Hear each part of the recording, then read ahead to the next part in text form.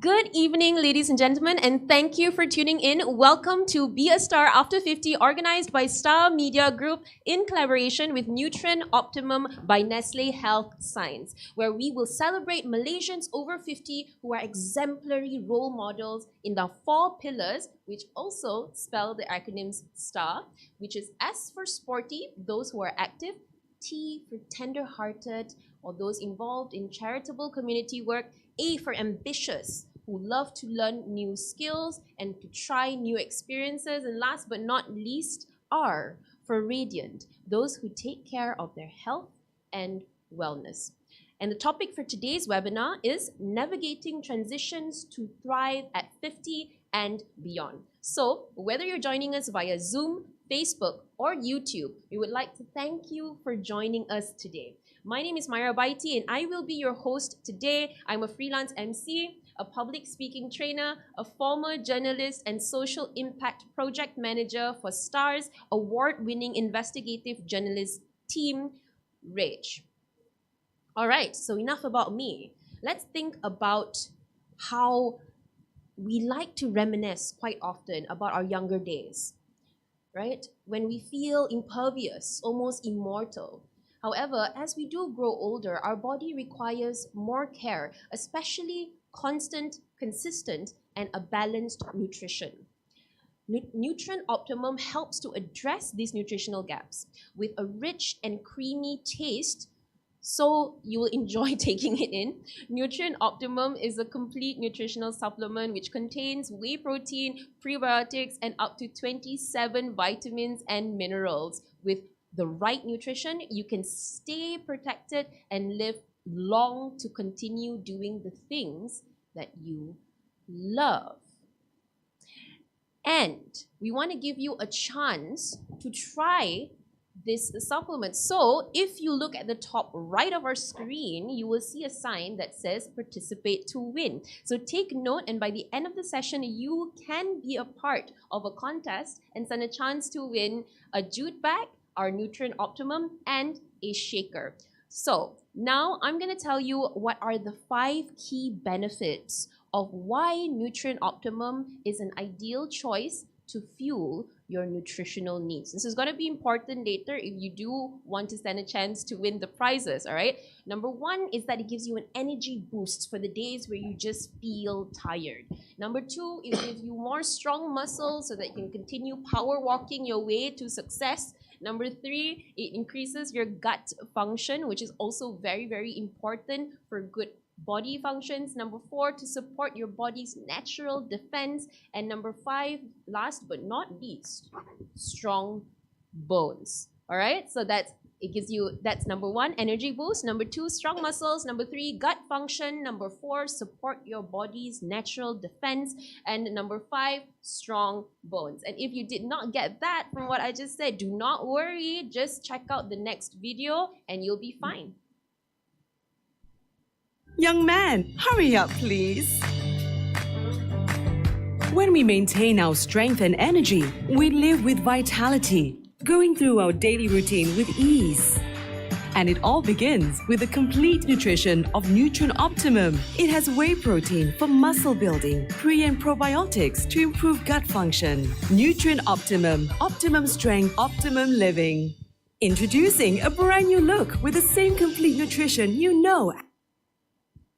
All right, ladies and gentlemen, without further ado, let's find out how we can live long and content lives together. So today we have 3 people over 50 here to share their secrets on how to embrace the joy of 50 and beyond.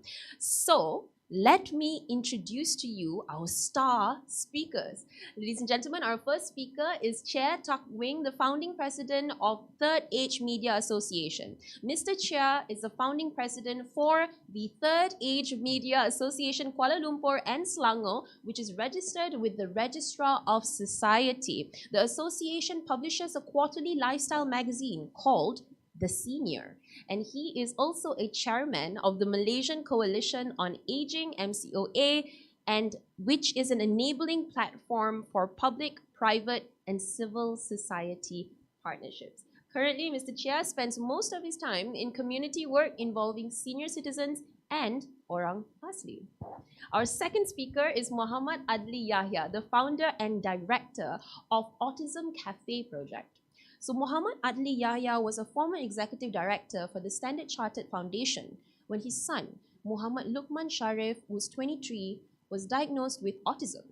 After his corporate life had ended, he started the Autism Cafe project, which would train special needs youth by allowing them to earn an income. And he believed that the best way to get the word out and for the children to learn is by molding them both together, as he was concerned about his son's future. The cafe is strategically served as both training and employment for ASD youth, with the goal of making the project as self-sustaining as possible in the long run, with solely working on their own to raise the funds to remain sustainable and independent. Our third speaker is Mr. Bon Zainal, the Chief Creative Director of Bon Fashion Legacy Sendian Berhad. Bon Zainal is the President of the Malaysia Bumiputra Designer, and he is also an image consultant. He leads corporate grooming workshops and seminars, and the epitome of a well-dressed gent who dabbled in fashion design at a young age. He enjoys modifying clothes in order to become an internationally renowned fashion designer. Beginning his career as a marketing executive at Spark Man Shop before launching his own fashion business, Bon gained extensive exposure in Los Angeles under the tutelage of Rick Pallock, and later joining Ralph Lauren Boutique. He decided to come home to Malaysia. Bon has amassed a slew of awards over the years, including the International Business Federation's Asia Top Leaders Award in 2018. All right, we are about to start and I'm so excited, but before that, just a reminder to the audience, if you do have any questions, feel free to drop them in the chat box or in the comment section below, and we will get to them if we have the time. Let's engage with each other and take part in this conversation. All right, without further ado, here are our speakers. Hi everyone, how are you feeling? How are you feeling about being here? I see smiles everywhere. Good, good. Yeah, thank you. Yeah, very good. All right, wonderful. I was just thinking about, Bon earlier with your introduction, right? How was the weather in LA? Is it really that sunny or? It goes both ways, basically. In fact, today I feel so young because I got two senior above me. Then so I'm good. Oh no, don't worry. I feel the youngest here. Okay. All right, but also the most privileged, because to be honest, I think it's not very often that someone like me gets the chance to sit down with such superstars to have this wonderful conversation. And I think, on that note, right, so today we're going to be talking a little bit about, how to navigate transitions in life before and during, mostly for retirement, right? But I think this is also something that, we can talk about retirement as well in particular, but I think for those of us who are watching, for our younger viewers as well, it's important to learn how to navigate the transitions in life, because they are going to keep coming at you. You've heard of the 25 quarter life crisis, you've heard of the midlife crisis, right? And retirement is no different. It's a time where you sort of have to change your idea of, sometimes who you are and what you do. So that's one of the things that I wanted to ask, right? So what are the changes that you had to face as you're going through retirement, and how do you adjust to the changes as you approach this, next part of your life? So I think I would like Muhammad Adli, if you could answer that first, perhaps. My transition, towards the so-called the 50s and the retirement era, I don't feel any need to stick to the working life that I had before. Coming to the point of my life, I wanted to do something that I love most.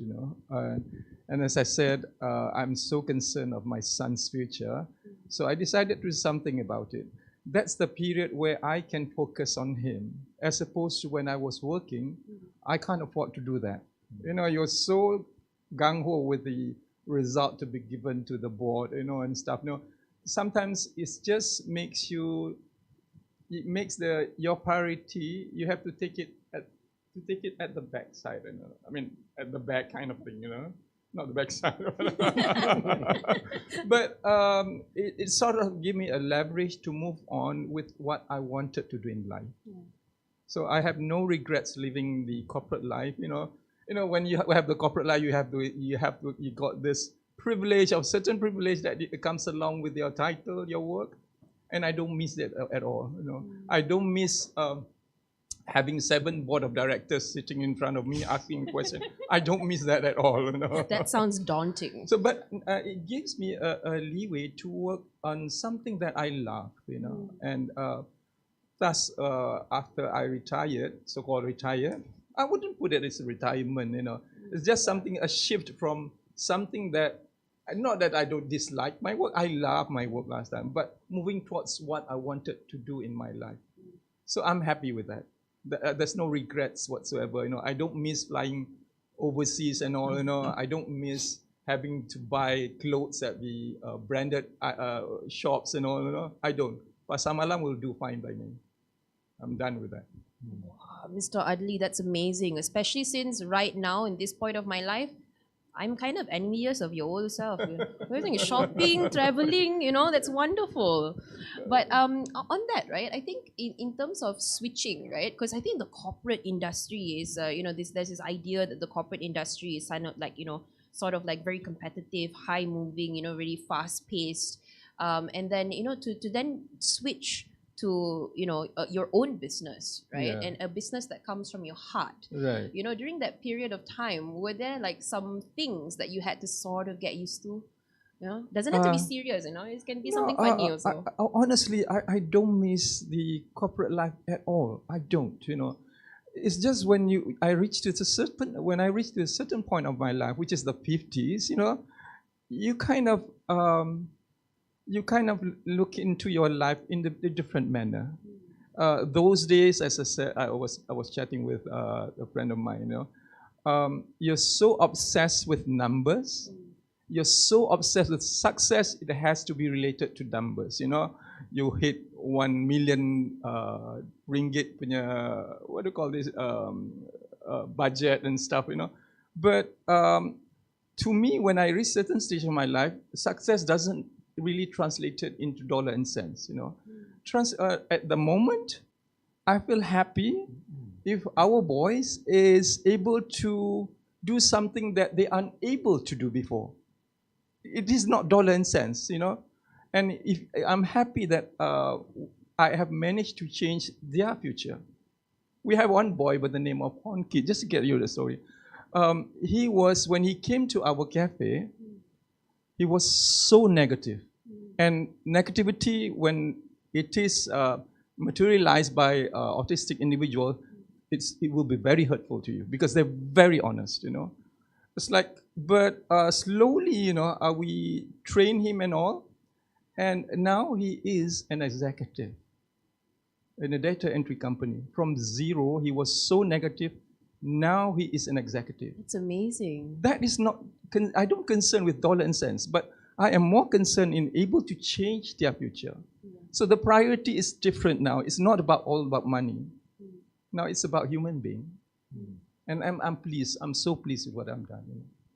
Thank you so much for that heartwarming answer. I felt like I felt warm in my chest. That was beautiful. I think, so I guess that shift was sort of like almost a 180 flip for you, right? Yeah. And thank God you don't miss anything. It's wonderful. But what about you, Mr. Bond? Like, was that your experience? I feel like James Bond. I said Mr. Bond. Yes. Oh, Mr. Bond. Okay. Anyway, that thing I'm sharing the same as Adli. It's about passion.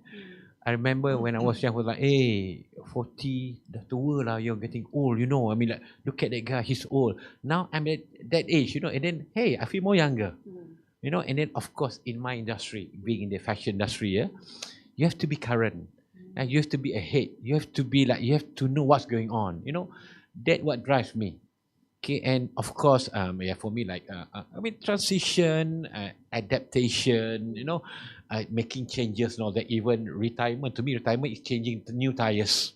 It's not about retirement. You don't stop there. You change new tires, and then you're facing new frontier.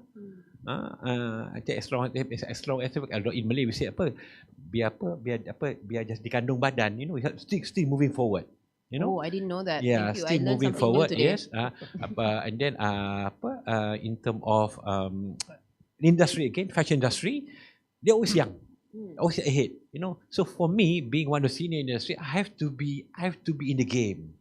You know, it's no more work. I mean, no more work. It's about being. I mean, even every day I woke up, I go to work. It's no more work to me. It's something that I do. What I love to do. Yeah. At the same time, sharing my experience, my knowledge to the young ones. Yeah.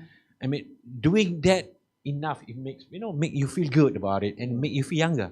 Yeah. You know, and then like I said again today, I'm so happy because I'm the youngest now among three of us.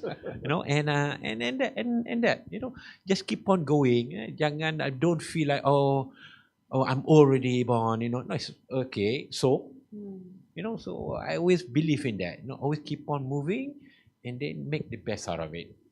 You know. That's amazing. Can we bottle that and sell that as a perfume? Yes, please. Because to be honest, let me tell you something. I know I'm just 28 years old, okay? I'm not that old. But here's the thing. Here's the thing though. When I go out now, right, I feel extremely old when it comes to fashion. I just got the memo that apparently skinny jeans are no longer in anymore. You know, like I cannot keep up with the trends and, you know, moving forward. And so it's amazing that you find that passion, you keep going, right? Yes. But in terms of dealing with that, right, especially in the fashion industry, I feel like as we get older, there are those challenges that we face, you know, because the world is constantly changing. You know, passion is wonderful, it's a driving force. But do you have something like maybe like a piece of advice that you could give in terms of how to, you know, think about navigating those changes? No, I think it's all about your belief. You know, I mean, you believe in what you're doing. You know, in fashion, I mean, some they want to be fashionable, but to me, I like to be like appropriate. You know, at your age. You know, I mean, if you look at fashion now, things are going crazy. You know, things are being. I mean, there's color everywhere. I mean, there's no more cuts. It's all about expressing things. All about, you know. But for me, I still maintain what I do, and then believe in what I am, and be current. And then now, even fashion, people like to show everything. To me, I always tell everybody, don't show everything. Show something. In my case, hey, I'm 56 years old now. I got going to be 5 grandchildren, all that. And I'm still playing, and I'm still hustling. Yes. You know, that's what keep me going. Yeah. Yes, I love that. Thank you so much. Especially, I think it's very admirable, especially considering that, you know, fashion is very fast paced as well. So I think that's too fast now. It is. It's too fast. Yes, it's so fast. I mean, just to share. I mean, in those days when we do fashion show, the product or the collection going to come up maybe next faster about a week or 2 or even a month. Yeah. Now, boom, that's it. You do it now, immediately it's on the market. Yeah. You know, so being in the industry, you have to be that way. You have to. I mean, you have to keep your pace. You know, it's exciting. Exciting, right? yes, Gets your adrenaline going, yeah. right? Yeah. Thank you so much for that. What about Mr. Cheah? So, what about you? Do you get your adrenaline going at work? You know, how do you get that? Okay. How do you get that fix? Yeah, thanks, Myra, for having me here. Actually, I'm very privileged to be among two distinguished gentlemen here, and it's a very exciting time. Actually, I mean, many people think that after 50, I mean, you can just watch TV at home and do nothing. That's all you do, you know. But I feel that, in fact, today's title about thriving at 50 and beyond, I think it's not thriving, it's excelling, you know, at 50 and beyond. Because there are many things to look forward to. Because before you retired doing your full-time job, you actually help, I mean, serving other people, your family, you know, trying to sustain, you know, providing food on the table for them and all those, you know. It's not about yourself, it's about other people, you know, your family members. But after we retire, you find that you have the time for yourself. Right. You know, this is actually the time where you actually do the things that you want to do, you know. You're free. Yeah, that's right. You're free, you know. I mean, and find things that you want to do, you know. If you haven't found it, no, don't be settled, you know. Look for it. Keep looking for it. Yeah. And one day you'll find that something that you love to do will appear, you know. So I believe life is That's why they call it the golden years, lah. You know, it's really truly golden. No, so don't just wait for your time. All right. So be always be adventurous, willing to try new things. Don't give up. You know. So that is my my take on retirement. In fact, for me, there's no retirement. It is not in my vocabulary, retirement. So in fact, after I sort of stopped my full-time work, because actually my daughter had a health condition. So that's why I stopped the full-time work and do something that I like to do, you know, and of course helping her at the same time. But I find that God was really great. You know, He opened a lot of doors for me, and when I got involved in NGO work, I realized that actually I have a lot of things I can give back to community, you know. So that's how I got involved in this Third Age Media Association. Yeah. What made you want to? Create this? This publication targeted at, it's called The Senior, right? What was why do you feel like there was a need for that? You know? For my story, it's quite my involvement in this work is quite accidental, you know. Okay, let me try to shorten the story as much as I can. Right, I know this elderly man. That time he was in his late 80s already, you know. So we have been working on community projects before, you know. His name is Tan Sri Dato Song Siu Hong, and he's with the Chinese Chamber. So he's very passionate about community work. And one day he asked me, Cheah, hey, why not we do a magazine for senior citizen? I was quite, reluctant initially because, magazine, you're talking about, the topic senior, and also the print was actually, is a sunset industry already, So who's going to sustain? Yeah, it's easy to talk about it, But so I was very reluctant because I know it's not going to be sustainable, So anyway, what he says is true, that because seniors needs a hard copy.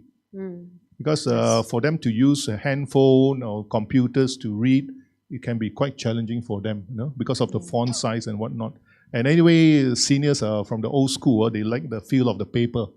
Not just seniors, I still love a book over a Kindle. Yes, anytime. That's right, that's right. So I think the print, as far as print is concerned, seniors, it is a niche market actually, it's a niche market. So after several years, after much pestering, I decided, okay lah. He was already in his mid-90s, I think, when he's actually at this, today he's actually as old as Tun Dr. Mahathir. Wow. He's 97. Wonderful. All right, and he's a very inspiring guy, He fell, he broke his hip, but today he's as good as new. That's yes, amazing. He's an amazing guy, just like Tun Mahathir. So, I started it by first setting up a association called the Third Age Media, get it registered with ROS, and then that was in 2016. After that, in 2017, we got the approval from Kementerian Dalam Negeri for the publication of the magazine. And I thought, hey, maybe it can only last for 1-2 years, then we close shop, But amazingly, in 2018, when Tun Mahathir becomes the Prime Minister for the second time, we decided to maybe do an interview because he was the most popular guy at the time. So we decided to maybe get him to do an interview if possible and invite him to attend a conference that we had in October, because October 1st is the day of the older person recognized by the United Nations. So October 1st. Yes. So, he was the most popular guy, and he's the icon for seniors. Who else? Happy belated October 1st. Yes. Yeah. So we just were trying our luck, thinking that, at the time he was the most busiest person in the world. And surprisingly, he accepted both the invitation to be interviewed at his office, and then on October the 1st, he came with the wife. So we are really privileged, and that's how all the doors were open. And today we have the Coalition on Aging, which is actually an intersectorial coalition where it's not only civil societies, but the public sector and also the private sector are coming together to advocate for senior citizens. Yeah, that's amazing. And to think that all of this this road that you went on came across to you, by you started with working with NGOs, and then you met this man, and then suddenly you had this idea, and you were like, oh, no, that's not going to work out, right? And then for it to become this thing, this new thing, to this new successful thing in your life, and then to have it, move up to a council position as well. That's amazing. And I guess for you, the transition to retirement came by exploration, right? So I have a bonus question because I was really curious. The moment that you said it, right, what was the first thing that you did? So you said, I'm assuming that when you said that you had to work a little bit, to get to the NGO, what's the first thing that you thought, okay, you know what, I'm retired, I am free, it is my golden years. What's the first thing that you decided to do? Frankly speaking, I got no plans when I retired. Oh. Okay, I just leave it to God, I guess, But somehow things fall into place one by one for me, So I guess it's my calling. It's my calling to be involved in this NGO work relating to seniors, So like I said, everything happens very coincidentally, everything, every single step. So I guess I got to praise God for that. Yeah. So, but frankly speaking, upon giving up my full-time job, I find that now I'm even much more busier than when I was doing my full-time job. I mean, a calling will do that for you. Yeah, it is definitely a calling. Well, that's amazing. So you found your calling at an age where you're supposed to have finished your calling, right? Like that's the idea of surrounding retirement, right? That's why it's a very sensitive issue. But this is wonderful to hear all these stories, right? These beautiful, wonderful, passionate stories. But since we're talking about the topic of retirement, and this is we are in an Asian society, I think old age or retirement is a very touchy subject, and I don't think a lot of people tend to like to talk about it. I think I see three confident, wonderful individuals in front of me, but quite often, when I try to broach the subject with members of my own family, right, it's met with a lot of resistance. So I think it's inspiring to know about all of the wonderful, great things as well. But I think in terms of the real side of it, right, the issues in transition that might happen as you're going through, this time in your life, it doesn't have to be personal, right? It could be from your surroundings as well, from people around you. But what are some of these challenges that are commonly faced, do you think, at this period of retirement, and also what is the best way to combat those issues? I think for me, it's all about mindset. I think most of my peers at this age be like, lah, Bon, I already lah, I mean, nothing to do. I agree with Cheah. Find something to do. That's one thing. And then, okay, nothing to do, you go like lepak, go mama, and you start drinking coffee, drinking teh tarik, blah, blah, blah. By doing that, you are like, your body, you like, what they call it, you weaken yourself. Even for me, I stay nearby, I go to work, I walk every day. I go to the gym. Like I said, regardless of, hey, I'm 56 years old, but to me it's like, hey, it's a refreshing feeling, Yeah. If you think about it in that way, yes, even like just now, the older we are, the more things we got to do. Because you know why? There's so many things in our mind. Our CPU ni penuh. Our CPU ni, there's so many things. So, what we get to do now is what? Prioritize. Macam, at this age now, my priority is me. Okay, my health, my well-being. I got two daughters. I got there's 5 chuchu. One more chuchu coming up and all that. Alhamdulillah. So, and then thinking of my mother. And then my work, my business, my industry. So by having that kind of like, hey, I have to sustain myself. Yeah. And then by doing that, then we go. I don't drink coffee. I drink water. Oh, okay. Okay, mineral water and all that. Do you drink Hardly. Nutren? But sometimes I do go like, I do eat fast food. Yeah. I do eat, I drink syrup and all that. But then again, I burn it. by Oh. walking, by Exercising. because like this. I mean, I don't like oh no, but at this age I cannot eat this, I cannot eat that. To me, it's like why? No, but of course at certain time you know yourself. But for me now, I know when I do this, I become like this. As you become expert towards yourself, yeah. If I don't have enough sleep, I'm going to be like this. So I need a good sleep. If I go to the gym, I'm going to be like this. So I manage myself. By doing that, I mean, God will. Things are okay. I mean, of course, by being a child, you have a lot of things. Your hair and getting thinner. There's something. Maybe your gum here and there. But do something about it. There's always something. I mean, you can always ask for advice and all that. The keyword is don't stop. I mean, when people say when it comes to business, when the day you stop is when you die. So don't stop. Keep on doing something, and then be happy about it. Yeah. Simple as that. Totally. On my side, I would say this. I have this burning passion of what I'm doing now. It's become very personal. Like when you work, it's entirely professional. But this is something personal. It's my son, and he's depending on me totally. So it comes very personal to you. It's like by hook or by crook, this must be a success because he's depending on it. If I just let him be, and when one fine day I'm not around, so what's going to happen to him? And when we went through this, you meet so many parents, as I am, so that becomes sort of your responsibility, and it becomes very personal. And when it becomes very personal, you don't feel tired, you don't feel like this is a waste of time. No, it becomes something that you live for. Now, at this age of mine, I finally found my true cause. This is what I wanted to do at a later stage, but which is good because it gives you the opportunity to do something that you were unable to do before. Whole new side of you. I can say we are tired, but good tired. We are stressed, but good stress. Busy, but very good busy. It worthwhile. Worthwhile being tired for doing this, or worthwhile to stress yourself doing this.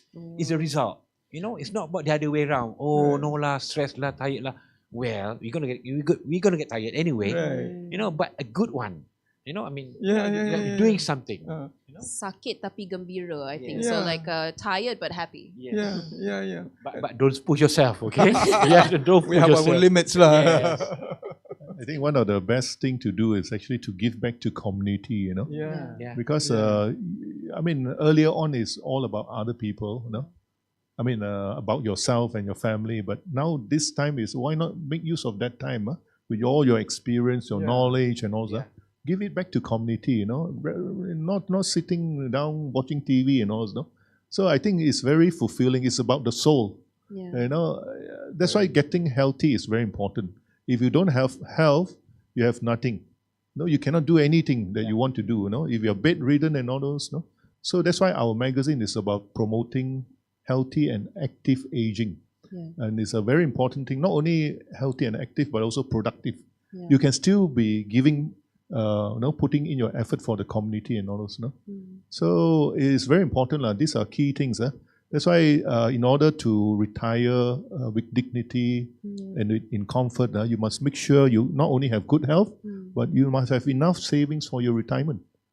That's important. Very, very important. A lot of people, since the last pandemic, a lot of those withdrawals and all those, I think EPF has reported many as less than 10,000 or even 1,000 also got. How are they going to retire? I can't imagine, especially staying in the city. So these are things that you must protect. You must. That's why from young, we must educate our young people about financial management, good financial management. It cannot start only after retirement. It has to be very young. And these days, I really worry for the young people because many of them are into gig economy, and they don't have savings, they don't have EPF and those. So how are they going to protect their retirement? I can't really. I'm really worried for these people now. No, not like the baby boomers like us. We were very concerned about savings and all that for retirement. But not the young people yeah. nowadays, no. Very true there, And I would like to stress this point of, I've been working, I think both of all of us have been working about 30 years plus, I guess, 25 years, So along the journey of this working professionally, you kind of met valued contexts, so-called. You went through experience on how to do your best to get this, whatever you did, a success. So this, at the moment, at this point of time, you are able to utilize those experience wisely. Right. Those days we were so determined, like we'll do it one way or another. We must get success, even though it's not right. But now you make it easier because the contact has been established. So utilize that contact for the betterment of your project. So that's what we're doing now. So it makes us easier and wiser. Yeah. Even in business, like me and my partner always talk. My partner now about 50 years old now. Going to be after, okay, bro, 50 different. He said no lah, but now recently he said, yeah, you're right, bro. But that's it. We're more wiser. We done things. We what I call it, dulu bisa we langgar here, langgar down. But at the end of the day, if you do this, you're gonna have this. You want that? No. So we have to do this. And we again keep on checking on each other. I mean, I think about us. Now I have two brothers now. I can all check on each other. So these are the thing. Keep on going. Especially the young ones there. Keep on going. No, I mean, again, please don't get myself, no lah, Cik Bon, I'm already, or I'm married, cannot do this, or something like that. But to me, don't think that way. Right. I mean, you can have those kind of, ada sikit tak apa, but the rest tu kena fight. You must, like people say, we have 100% tu, maybe you have to gain that so-called, whatever your weaknesses or your strength to make it 100%. Instead of the other way around. Instead of stick, I'm like this.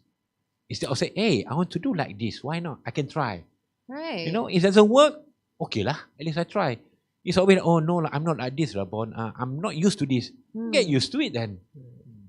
I guess this, those days, probably because of the age, young blood and all, we're so gung-ho to do something, we sort of lose our patience. Now we have ample of it. Ample patience, especially on my side, on working with our boys. You need that a lot. Probably this is the most suitable to me. I found it at this age. This is the most suitable for me to do because we knew we have the patience now, as opposed to those days. When we have a board meeting, we keep on fighting with each other. But no, now we have our boys who's depending on us, and you have to have that patience. And patience has earned during the journey, and I'm glad that we did it. It's beautiful. I have a second idea for a second perfume. Okay. Let's bottle some of the patience. But and one thing I can share with everybody. Of late, my memory ni dah macam, it's getting better. Even I have two young staff. Tapi dia bilang, hey boss, how come you can remember? I'm better than you. Whatever I asked you to do yesterday, I remember detail. Dia bilang, wow. And I said, you guys 20 years old, 24 years old, you can remember things. I can remember detail. And they be like, oh, okay lah, boss. So one thing that I'm proud, because like my memory is normally, Mr. A be like, oh, people say apa? You become forgetful. But me, I think I'm more precise, more details now, which I'm proud of. But sometimes it bugs me juga, because I'm become too detailed person. Too detailed person, But then again, by knowing that, I chill off. By doing, you dah tahu you punya macam mana, so don't do that. Or kurangkan whatever it is all that, that's the beauty of it. Become when we are at this age, we know ourselves too well. So if you do something against it, that means we are like sabotaging ourselves and all that, So don't do that, Yeah, I guess I could probably summarize that as be bold. Right? Go for it. And actually, that is one of our next key topics that we'll be discussing, which is to be bold and go for it, your purpose and your growth. So, see, that's a segue.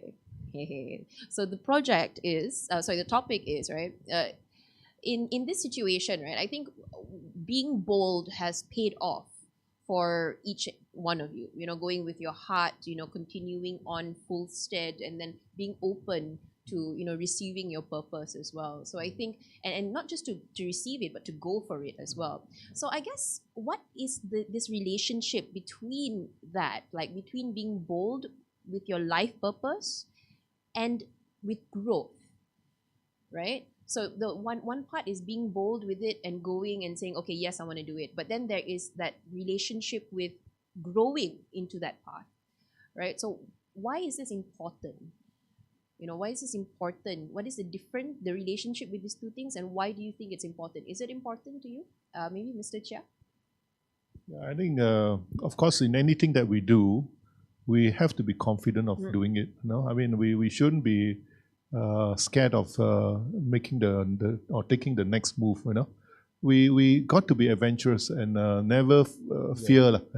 Yeah. So, like I said, when I first undertake this publication of this magazine, I was very fearful. And I told you, my expectation is only maybe 1-2 years, and then we close shop, make this elderly man happy, and I'm that's it, So, but somehow or rather, things will fall into place, and things that you did not expect at all, will get you into a bigger plot. And that's what happened to me, So, and I took one step at a time. It's okay if you fail also, and know that sustaining, let's say, for example, the magazine by advertisement is not good enough. So I decided to go into conference events to bring in the income for the association, and that's exactly what happened, And when Tun came to officiate, the corporates were coming in to sponsors and this and that, and it helps the association to grow until today. And I'm proud to say that we have made or set certain milestones. And so I think we senior citizens shouldn't be afraid of anything. We just move forward, press on. My encouragement to seniors: press on. Don't worry about anything. God is with you. I always believe in God. And so long God's with you, who can be against you? Right? So I think we need to have confidence in ourselves. So don't worry. Worrying is a sin. Okay? I love that. Have confidence and be open to trying new things. Correct. That's a wonderful perspective. Mr. Bong, what about you? What do you think about this relationship? I think by being here, we're being bold enough and all that. Today and all that. At this time. Yeah, I mean, like Cheah said, it's about believe in yourself and all that. I mean, bold is, it depends on individual. Like for me, yes, in my industry, being in fashion industry, you have to be bold on doing things. You have to be adventurous, try new things. But then again, you have to know yourself. I mean, for instance, like in fashion, I can be fashionable, but maybe that is not me. Or it's not me as a person, all that. So I have to wear something that which appropriate to my age and all that, but still being fashionable, because it's my business. Own your style. Yes, own my style. Yes, and then other things about belief in yourself. Believe in God. Yes, and then I always believe. I believe in faith. If something happen, that's what it's reason. It's either you go against it or you go through it, or try to. It's not solving it though. It's all about try to be to understand what is going on and make the best out of it. Simple as that.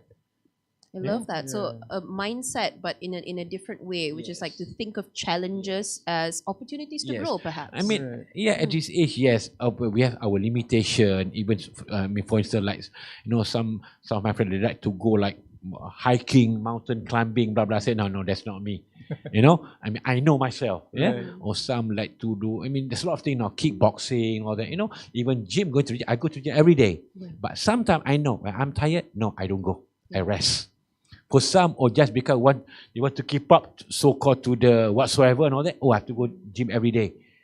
But then again, you are hurting yourself. Especially when you first get into it, right? So now, again, by being in the 50, when I'm tired, I'm tired. When I'm sleepy, I go to sleep. And if I want to go to the gym, but I know I don't feel like it, I don't. It's always the first instinct. You know, dulu, do it. But no, wait. Because I know I know my strength or whatever it is, all that, you know. So by doing that, trust me, you're gonna discover yourself more. Yeah. And you're gonna be more happier. Right. And then nothing gonna be like, even now, like people say, hey, okay, let's go to, tomorrow night, we go party, blah, blah, blah. Right. 2 years, we are locked down. Nanti I say, no. Yes, I've partied before. I have my own party now. You know, so knowing yourself, and knowing yourself, and at the end of the day, to me, I always say, it's okay to be selfish towards yourself in order for us to move forward. Yeah. Well, that's beautiful, and I think I love the way you say it. Also, itself is like super bold. You know, just go for it, right? You gotta be bold anyway. Yeah, at least, Yeah. I think at the age you have to do that. You know, Yeah. I remember those days, you know, when we were working. You know, when we sent a proposal to the board, you have to work from the bottom and it goes up. But we know how the system works. If we do that manner, you know, going up to the CEO's office will take a long time. It's true. Doesn't. Go, yeah. So now we knew the situation now. So what we did on my side, what we did was I approached directly the CEO. You know, be bold. You know, if he likes good it, intention, fine. good If he doesn't intention, like it, yeah. it's okay. You know, you're not going to lose anything. But you're going to lose if you don't try. You know, this is wonderful because I think if I would, it would never occur to me to just be like, okay, you know what, I'm just gonna ask the CEO. Yeah. You know, there's a lot of fear but attached to this, that. you need to work strategically. Yeah. You know, you need to think. Now we have a time to think. You know, the experience that we went through, we have a time to think. What shall we do? Like when we started this project, I knew I need some kind of attention from the CEOs, from the ambassador, or not. You know, so I chose a place where they are frequent over there. We set up a cafe, which the place is, you know, you got the CEO from Maybank, Bank Negara, Maybank and all. So once I caught them there, I tell them, hey, this is what we're doing. And it went to the top. Wonderful. Went to the top. And when the top instructed the subordinate to do this, who could refuse the command from the CEO? So be bold. Because you got nothing to lose. You know, he will die, we will die. So what are you scared of, you know? So be bold. I love that coffeeception. Right? That's amazing. Thank you so much for for sharing all of that. Yeah, another thing is, I feel that seniors must always challenge themselves, not only physically but mentally as well. Yes. When you go through that mental challenge, trying to resolve problems and all those, you're actually keeping your mind active, and it's very, very important for the brain to be always working. I always remember what Tun says, not only your body but your mind and your soul, in fact, must always be constantly be challenged, so that we won't fall into Parkinson or Alzheimer or whatever mental health problem. Mental health problem is a very serious problem nowadays, no? Because especially during the 2 years pandemic, everybody was locked away at home, not being able to interact with friends and the community. Yes. So, mental health has suffered a lot. Yeah. And that's why you got some people committing suicide and went into depression and stuff like that. Yes, I recently saw. Sorry, I just wanted to add this to the conversation as well, just to add to what you're saying, Mr. It's I think mental health right now. I saw a statistic the other day. The mental health is the second biggest health issue that Malaysia is currently going through. So thank you so much for talking about that, keeping active in terms of making sure that your mind is sharp moving into old age as well. One thing I like to share about mental health, being stressful, all that. One thing sometimes I realize people sometimes they don't like to reach out, or they're afraid to reach out. I always tell to my staff, reach out when you are doing something. When somebody in the way you said sometimes jam, reach out lah, speak out. I mean, that's one reason, because like I say, I dealing with a lot of youngsters now, my staff, even my industry now. So always, as a youngster, when we do something, blah, blah, blah, say, hey, any question? Quiet, berdiam. And sometimes when I do that, I just relax, say, guys, wait, one more chance. Any question? You know, then they be like, can I ask something? Okay, then speak out. Yeah. By doing that, even for us, even for me, sometimes I speak to my daughter, I speak to my, to my, even to my mom, basically, being I still talk to my mom. But by doing that, you release a lot of things. You kind of like, apa? You, how do you say it? Yeah? You let go a lot of things. Yeah. No, like kalau you melihat satu beban dah keluar, and then like CPU tu, you let out, you get new energy coming in. Yeah. You know, and this what I think that's what keeps us going as well.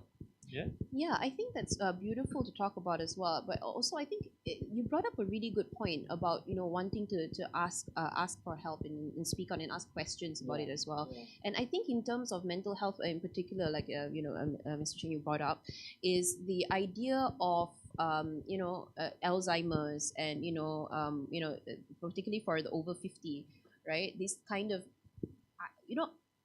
sort of. Some might consider embarrassing, situations, because with Alzheimer's you do lose your memory, right? And I think considering the stigma surrounding this, as well as surrounding these issues, as well as there's a generational difference in terms of susceptibility or openness to mental health conversations as well.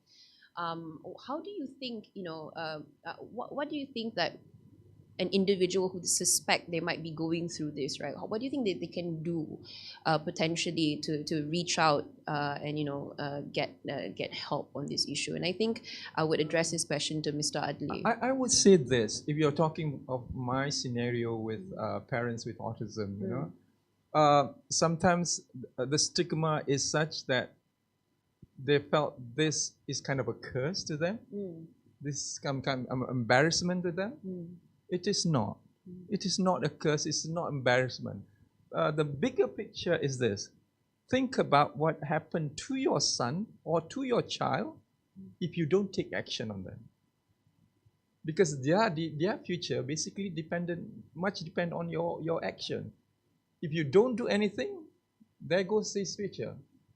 So you must be actually understand them, accept them, and move on and build a better future for them.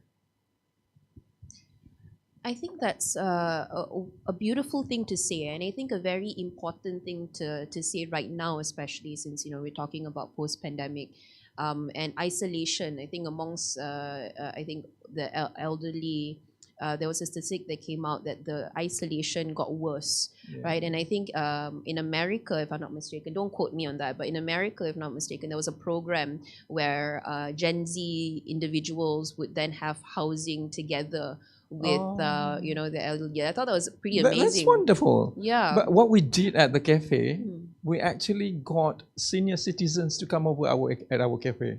We have 5 of them, ranges from 85 to 87 years old.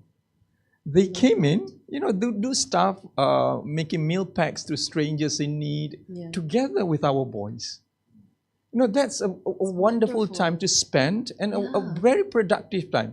Even it's just peeling onion or, curry, whatever it is, but it's being done productively. Yeah. And keeps them alert. Can you imagine 85 and 87 years old? Yeah.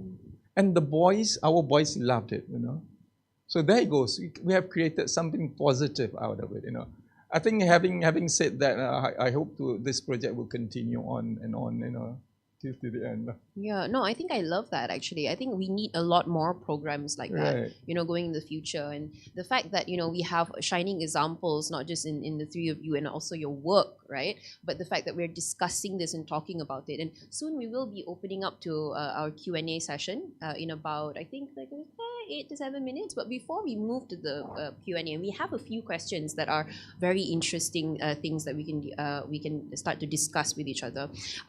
I think one last question, right, before we move to the Q&A is this idea of living to the fullest, right? This idea of living to the fullest.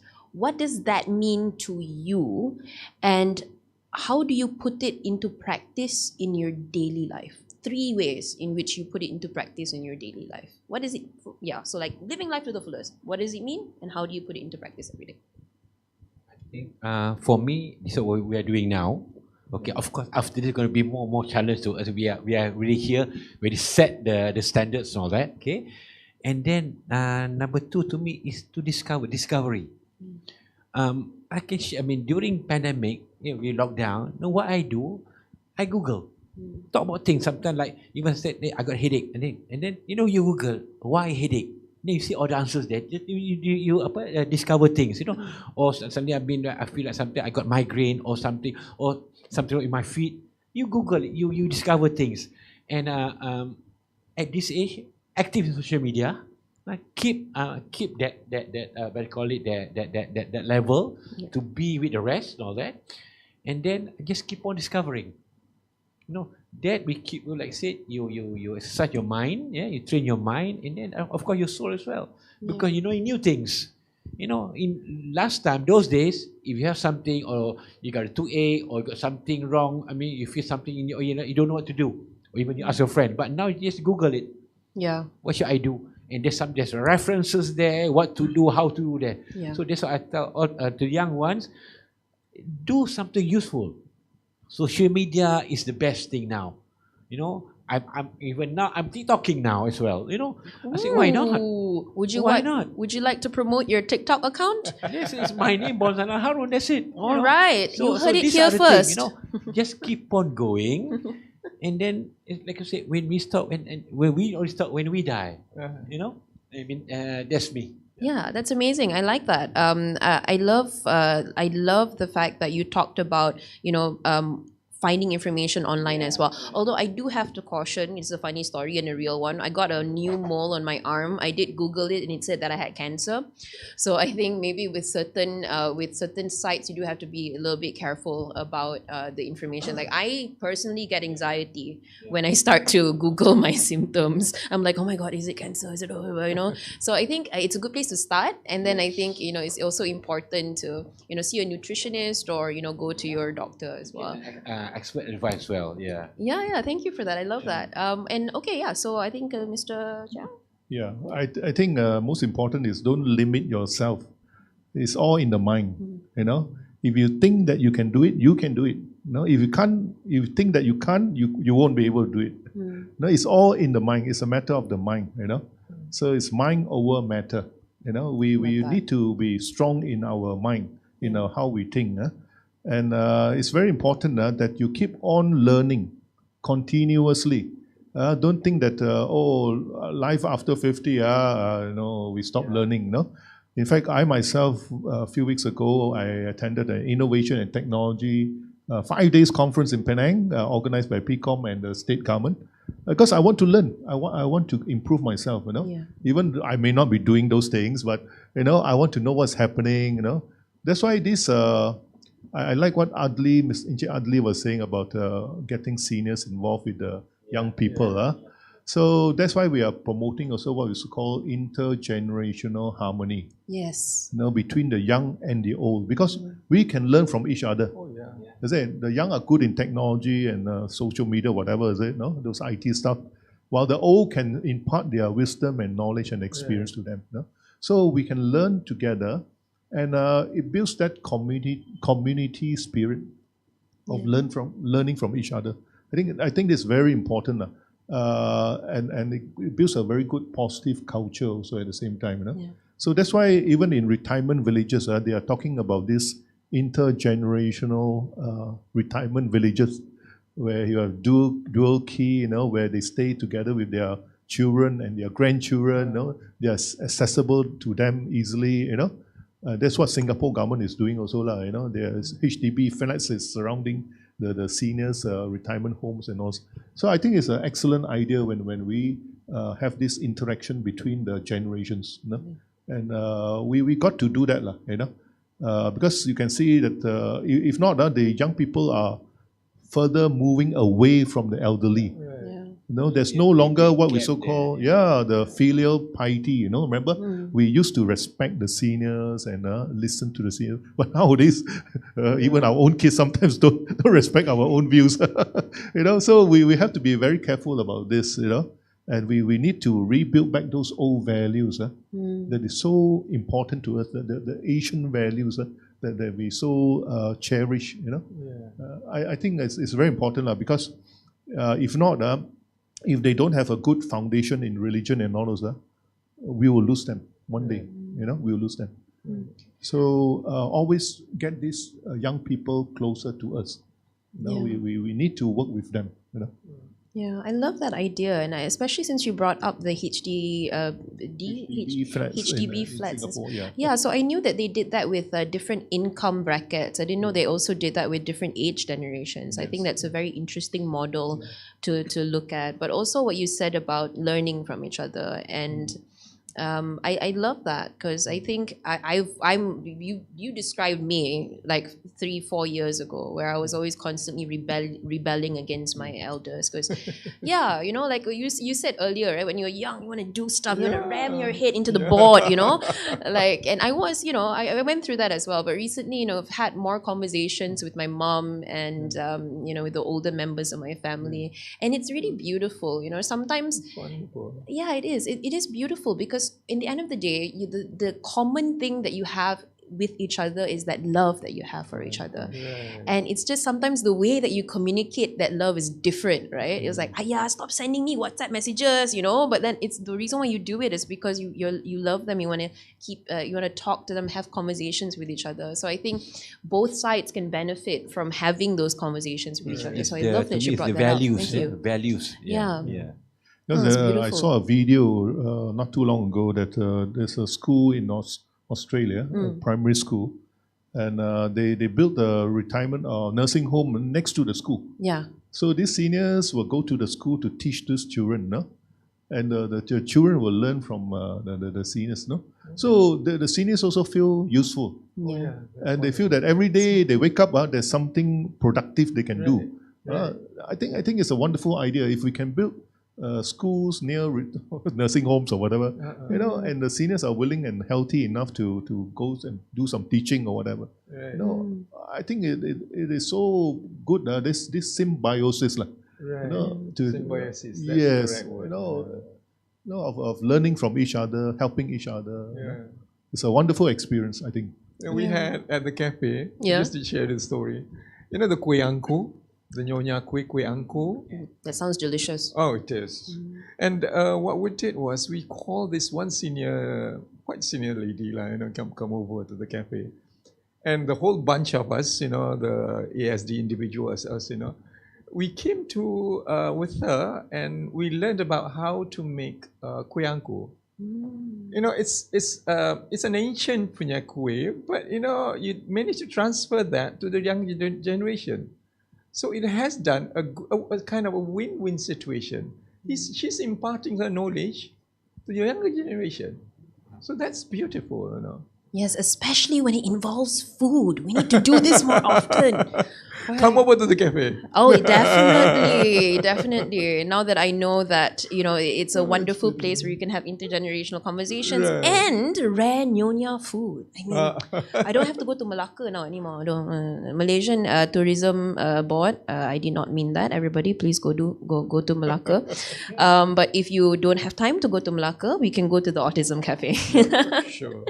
So actually, thank you so much for this wonderful conversation. But I think before we move into our Q&A, just a last sort of like weigh in from you, Mr. Adli, on what does it mean to live life to the fullest, and what do you do to do it?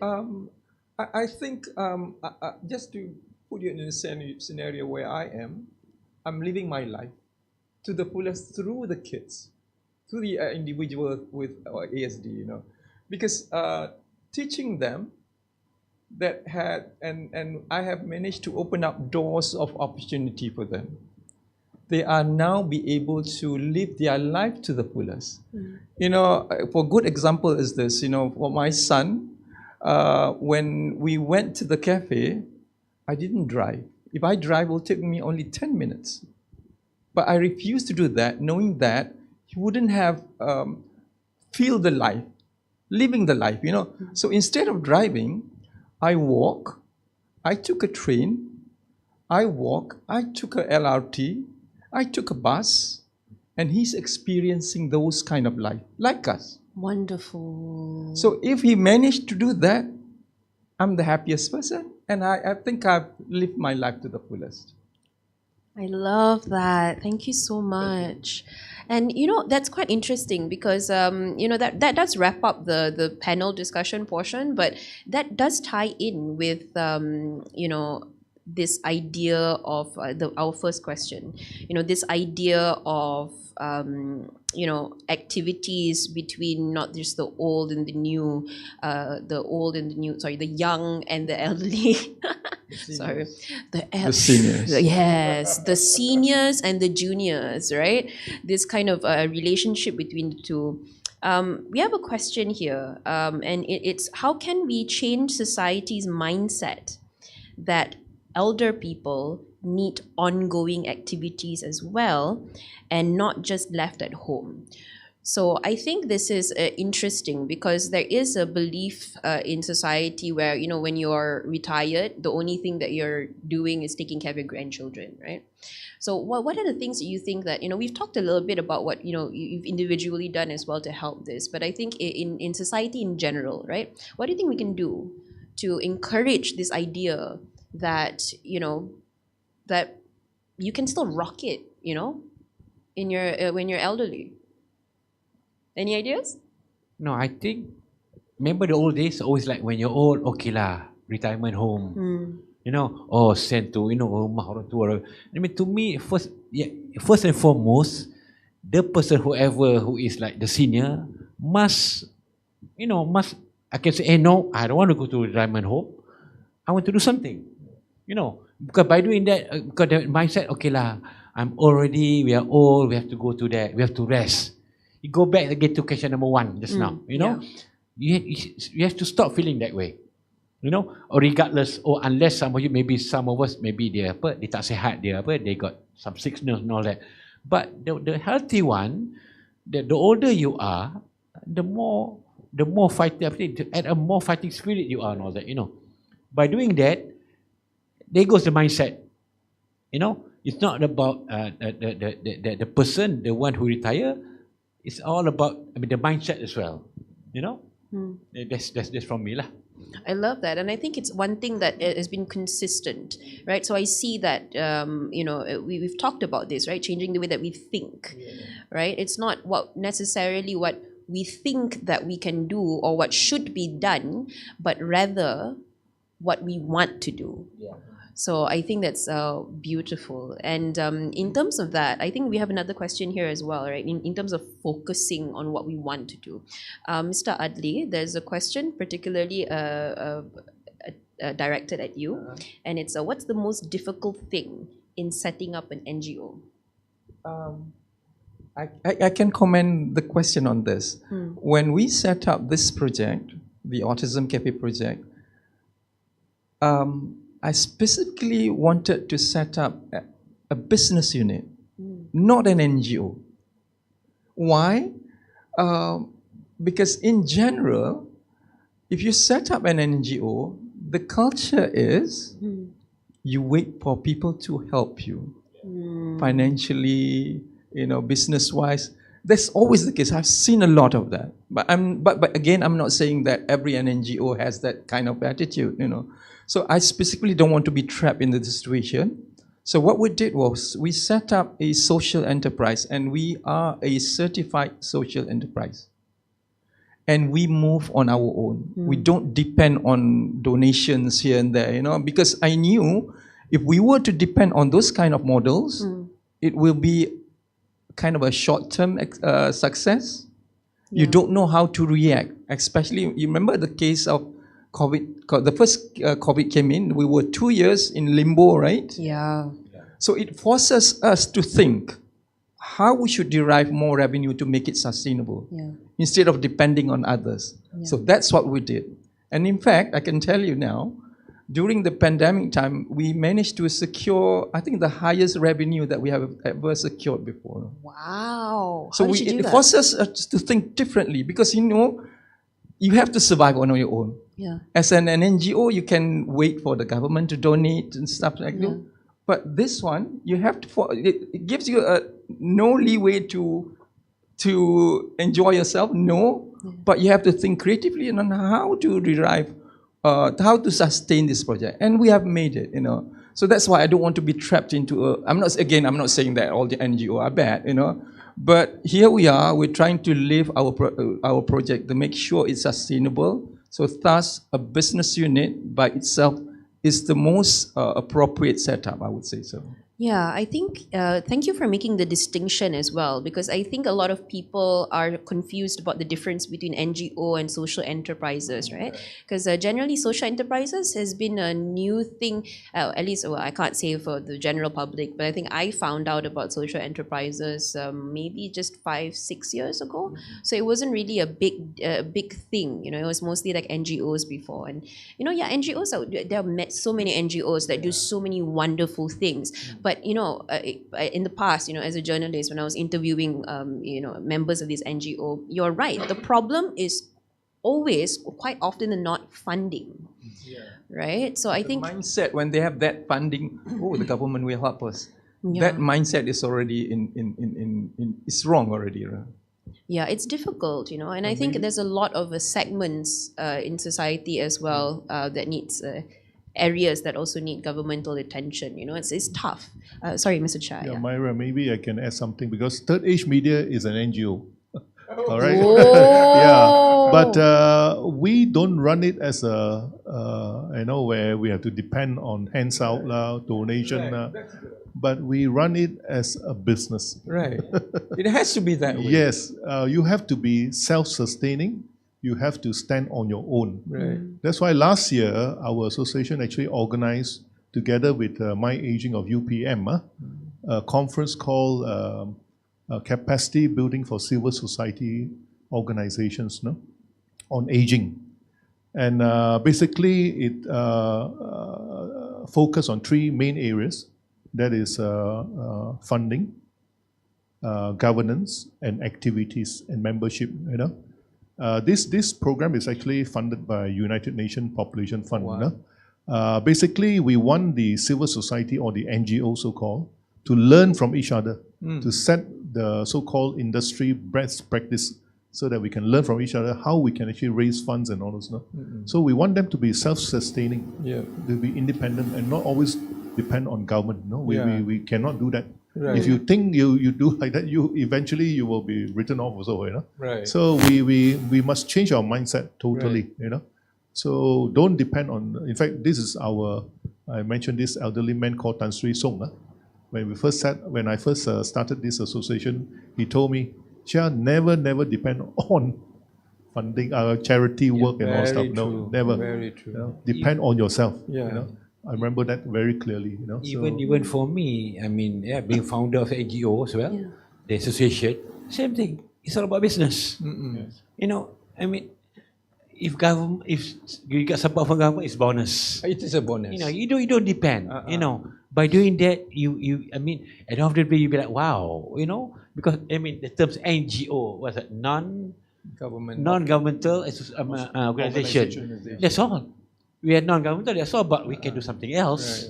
Right. So I think, what we're doing now, I think that should be the trend, the culture, Bon, But as I said, not all, but what I met few, so it was terrible, In the end, it closed down.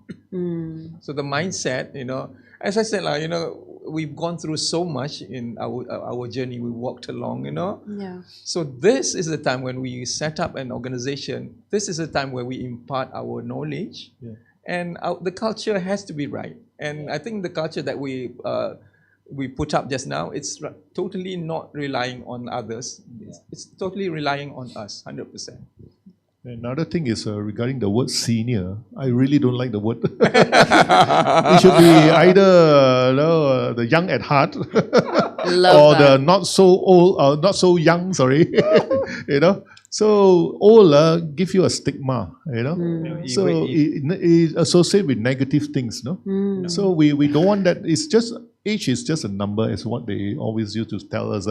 So if we treat it as just a number, we can do a lot of things that we used to do also, but maybe slower a bit, jalan also slower a bit, eat also slower a bit, But we can still do those things that we used to do. I still play basketball, Just a few weeks ago, I broke my little finger.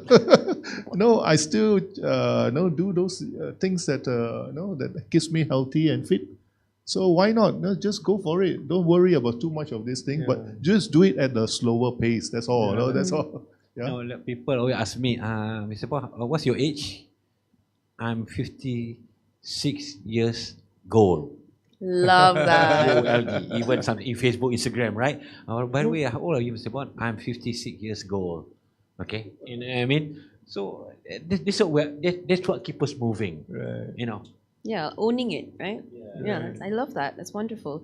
And I think thank you so much for sharing, your NGO's work as well, because I think that's amazing what you're doing.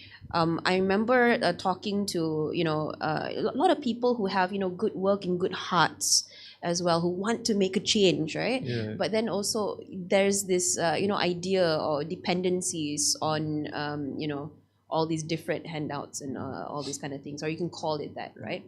But anyway, that's amazing. Thank you so much for sharing all your charitable works and your insights on this issue. We do have one more question, and this is mostly about something that Mr. You mentioned earlier before this, which was this idea of planning for retirement financially, right? So do you have any tips or any ideas on how we can plan for retirement and financially and physically as well? Okay, one very important thing when we talk about planning for retirement is always start when you start working. Don't wait until when you retire or about to retire, then only you start thinking about your financial needs.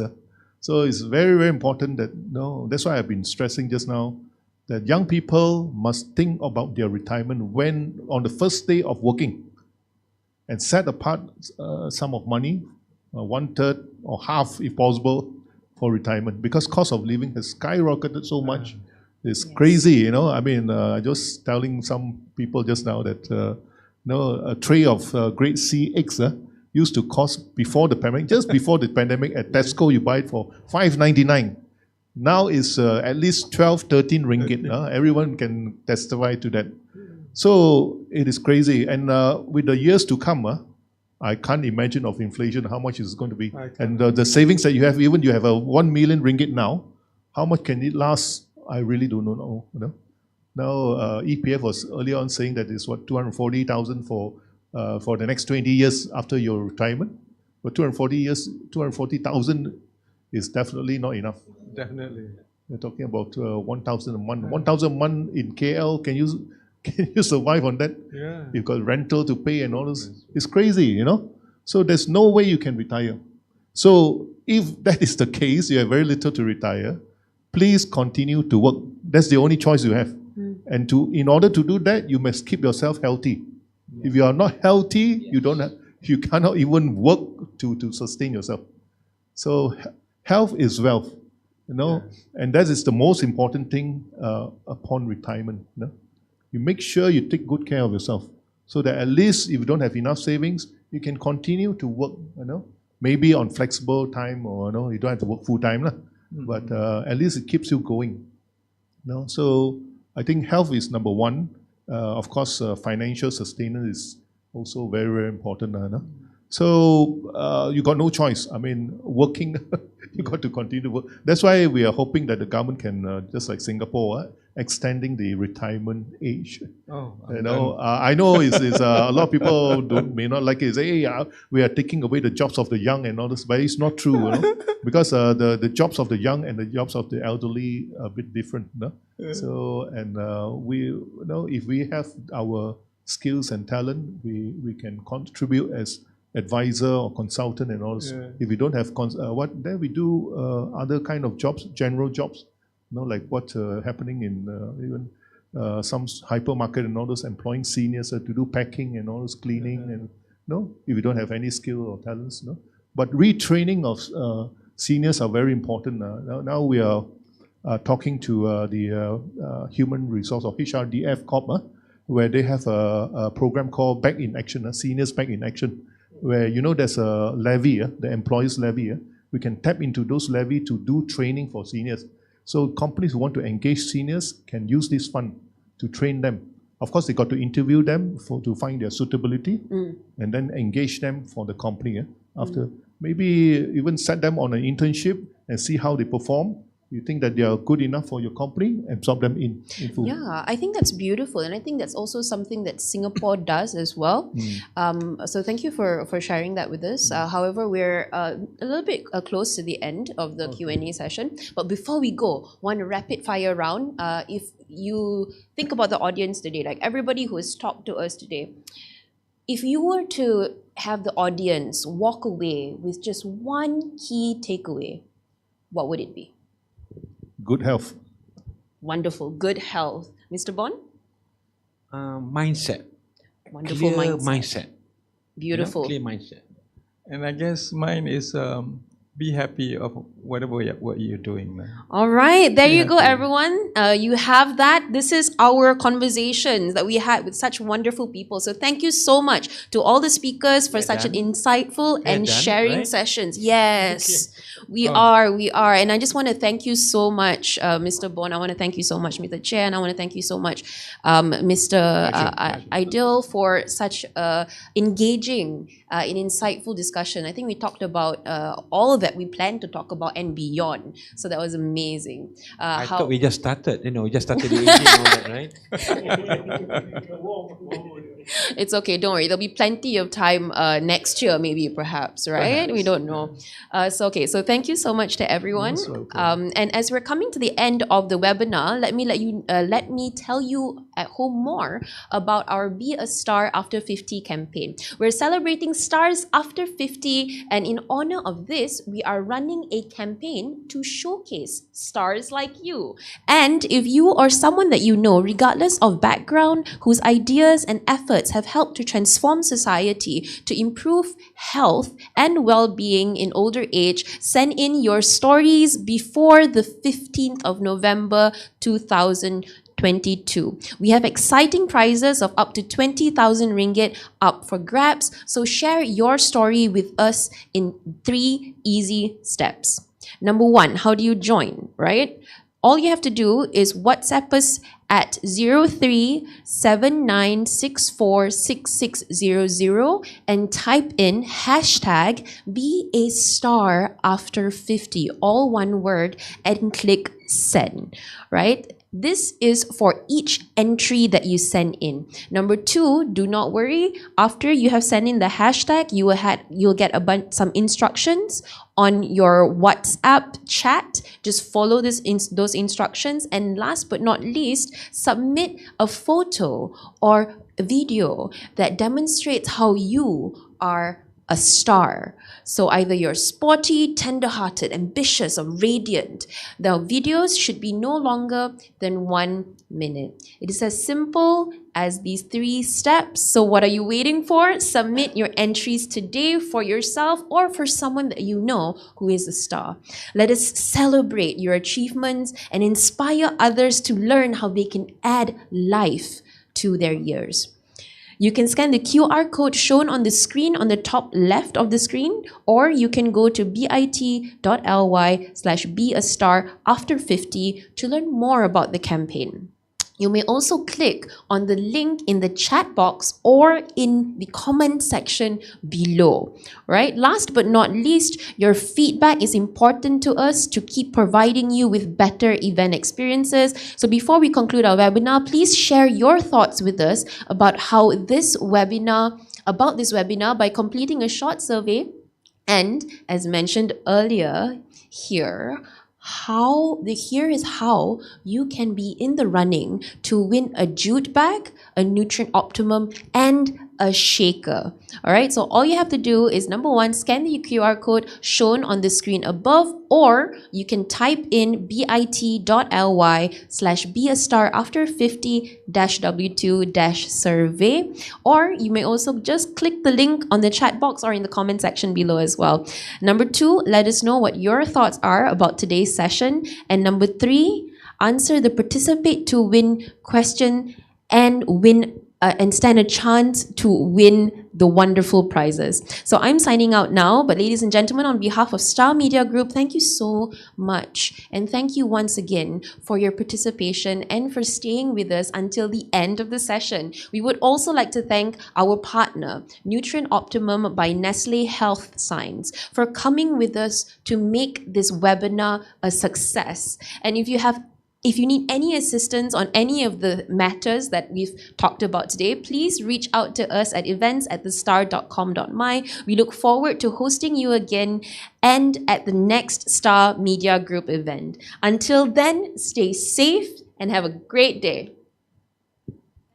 Star.com.my. We look forward to hosting you again and at the next Star Media Group event. Until then, stay safe and have a great day.